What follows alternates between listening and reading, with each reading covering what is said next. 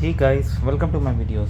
So guys, in this video I'm going to show you how to cut a long wooden plank using a reciprocating saw.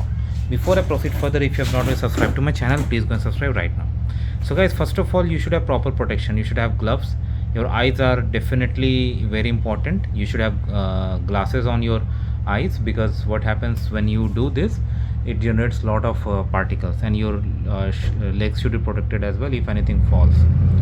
Okay, and this is my home, not my workshop. That's why I don't have clamp and other things, but it's always good to tighten it. Like, the more stable it is, better cut if efficiency will be. Okay, it's good to have a marking first using a pencil or something, but this is practice, I'm just showing you. And you should have a suitable reciprocating saw also. This is mini. You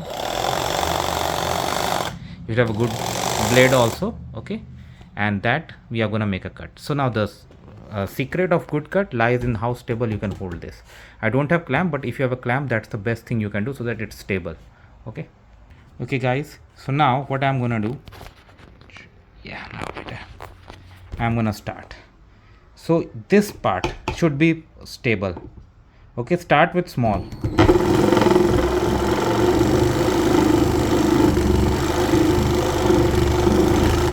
As you can see, there's a spot and small particles of wood coming out. That's why protecting your glass is paramount.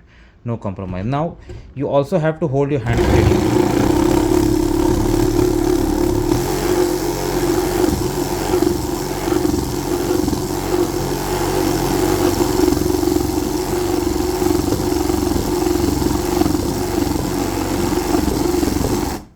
I don't have a line, that's why my hand is moving like this, but if you have a line and if it is clamped, it can move very fast. Okay, and accurate.